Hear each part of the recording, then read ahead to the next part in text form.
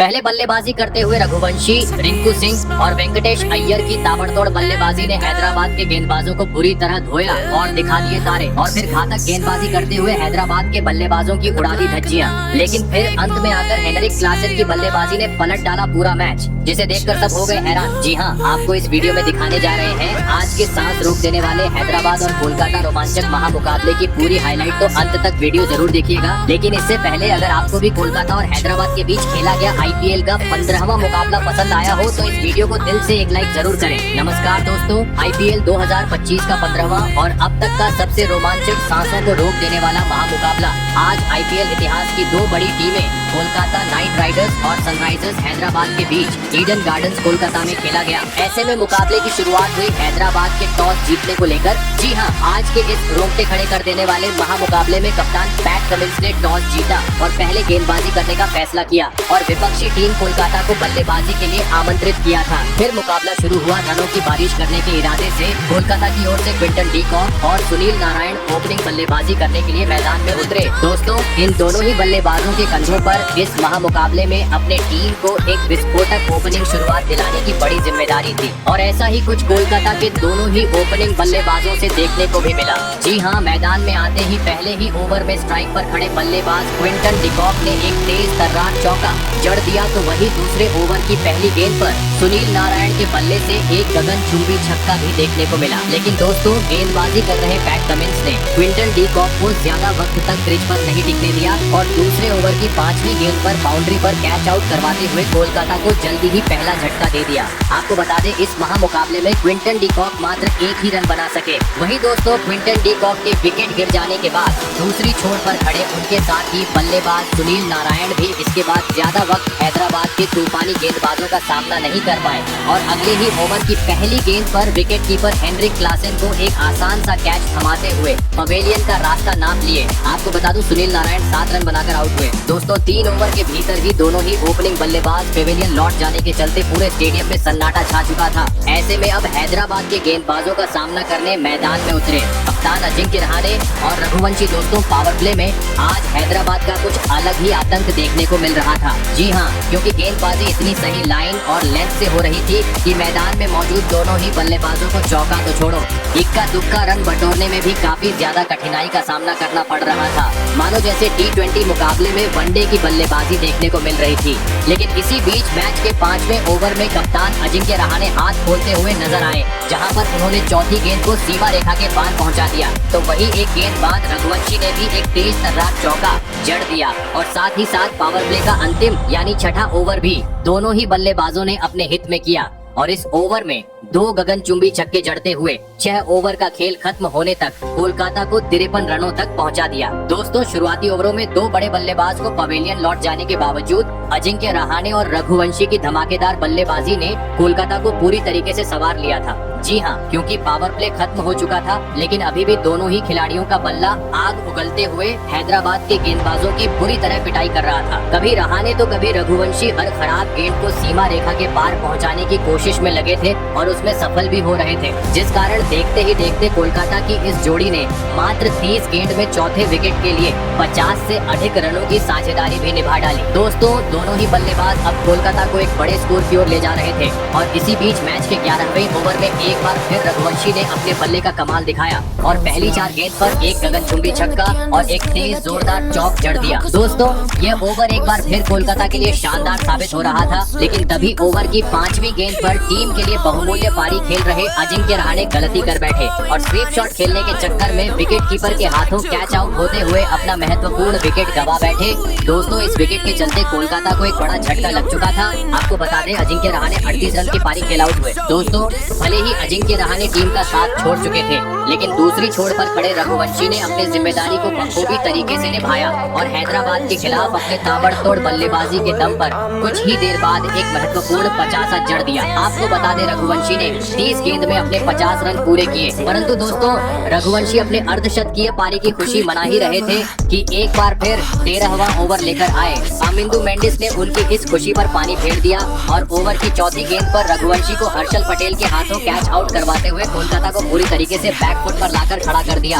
आपको बता दें रघुवंशी 32 गेंद में 50 रन की पारी खेल आउट हुए। 2 सेट बल्लेबाज पेवेलियन लौट जाने के चलते अब कोलकाता की टीम दबाव महसूस करने लगी थी, क्योंकि 4 बड़े बल्लेबाज अब पवेलियन का रास्ता देख चुके थे। ऐसे में अब टीम को संवारने की इरादे से मैदान में उतरे विस्फोटक बल्लेबाज वेंकटेश अय्यर और रिंकू सिंह। लग रहा था बड़े शॉट जड़ते हुए यह दोनों ही बल्लेबाज अपने पारी का आगाज करेंगे, लेकिन दोस्तों इसके बाद अचानक से 5वें गेंद में चल रही कोलकाता की रनगति अचानक से दूसरे गेंद पर आ गई। जी हाँ, काफी धीमा खेल इसके बाद अगले 2 ओवर के बीच देखने को मिला। पवेलियन में रसेल तो मौजूद थे, लेकिन मैदान में मौजूद रिंकू सिंह और वेंकटेश अय्यर काफी धीमा खेल दिखाते हुए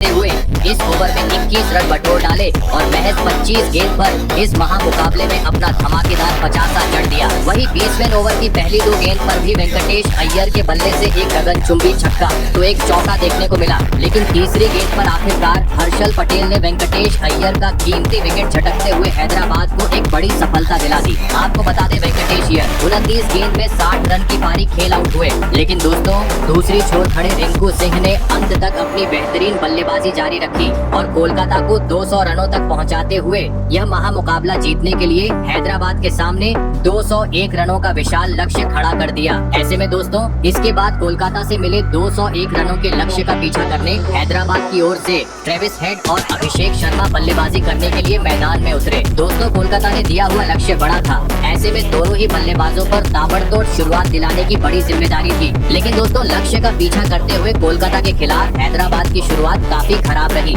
जी हाँ, भले ही पहले गेंद पर ट्रेविस हेड ने एक तेज चौका जड़ा, परंतु दूसरी गेंद पर वैभव अरोड़ा ने वापसी करते हुए ट्रेविस हेड को कैच आउट करवाते हुए पहले ही ओवर में हैदराबाद को बड़ा झटका दे दिया। आपको बता दें ट्रेविस हेड इस महामुकाबले में मात्र 4 ही रन बना सके। वही दोस्तों ट्रेविस हेड के आउट होने के बाद दूसरी छोर पर खड़े दूसरे ओपनिंग बल्लेबाज अभिषेक शर्मा भी आज टीम के लिए कुछ खास योगदान नहीं दे पाए और दूसरे ही ओवर में हर्षित राणा की गेंद पर स्लिप में खड़े खिलाड़ी वेंकटेश अय्यर को एक आसान सा कैच थमाकर पवेलियन का रास्ता नाप लिए। आपको बता दें अभिषेक शर्मा 2 रन बनाकर आउट हुए। वही दोस्तों यही हैदराबाद का विकेट गिरने का सिलसिला नहीं रुका, बल्कि अगले ही ओवर में मैदान में उतरे नए बल्लेबाज ईशान किशन भी जैसे आए वैसे ही अजिंक्य रहाणे को एक आसान सा कैच देकर पवेलियन लौट गए। दोस्तों कोलकाता की तूफानी गेंदबाजी के सामने 10 रन के भीतर ही अब हैदराबाद अपने 3 बड़े बल्लेबाजों को गंवा चुकी थी। पूरी तरीके से दबाव हैदराबाद पर था।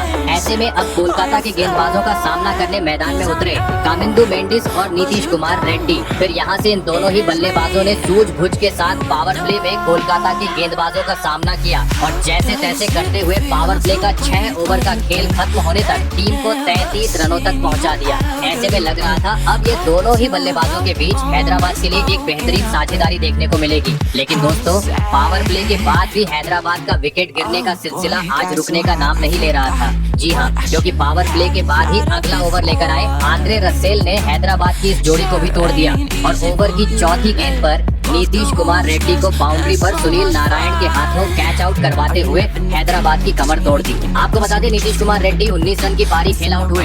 दोस्तों लगातार विकेट गिर जाने के चलते हैदराबाद की स्थिति अब बद से बदतर हो चुकी थी। 4 बड़े बल्लेबाज पेवेलियन लौट चुके थे। ऐसे में अब मैदान में आए विस्फोटक बल्लेबाज हेनरिक क्लासेन कोलकाता में दिए हुए लक्ष्य के करीब पहुंचना था, तो अब मैदान में मौजूद इन दोनों ही खिलाड़ियों को अपनी जिम्मेदारी को समझते हुए ताबड़तोड़ अंदाज में बल्लेबाजी करते हुए एक साझेदारी निभानी जरूरी थी। लेकिन दोस्तों मैच का 10वां ओवर लेकर आए सुनील नारायण ने हैदराबाद की इन उम्मीदों को भी चकनाचूर कर दिया और ओवर की तीसरी गेंद पर कामिंदु मेंडिस को अनुकूल राय के हाथों कैच आउट करवाते हुए हैदराबाद के आधे बल्लेबाजी क्रम को पवेलियन भेज दिया। फिर मैदान में आए पहले 3 मुकाबले में बेहतरीन बल्लेबाजी कर रहे अनिकेत वर्मा, जिनसे आज एक बार फिर बड़ी पारी की उम्मीद थी। लेकिन दोस्तों इस संकट की घड़ी में वह भी टीम के कुछ खास काम नहीं आ पाए और 1 ओवर बाद ही वरुण चक्रवर्ती की गेंद पर कैच आउट होते हुए पवेलियन लौट गए। दोस्तों समय के साथ अब हैदराबाद जीत से दूर होती जा रही थी, क्योंकि हैदराबाद की अंतिम उम्मीद अब हेनरिक क्लासेन थे। लेकिन कुछ ओवरों बाद हेनरिक क्लासेन भी अपना धैर्य खो बैठे और पवेलियन का रास्ता नाप लिए। और दोस्तों इस विकेट के साथ ही हैदराबाद की सभी उम्मीदें खत्म हो गई, क्योंकि इसके बाद जो भी बल्लेबाज आया अंतराल समय से अपने विकेट गंवाते चला गया, जिस कारण अंततः कोलकाता ने यह महामुकाबला 80 रन के बड़े अंतर से अपने नाम कर लिया। आपको बता दें सनराइज हैदराबाद की लगातार ये तीसरी हार है। बता दूं इस मुकाबले में हैदराबाद मात्र 120 ही रन बना पाई। तो दोस्तों आपको कैसी लगी हमारी ये वीडियो कमेंट करके जरूर बताइएगा। धन्यवाद।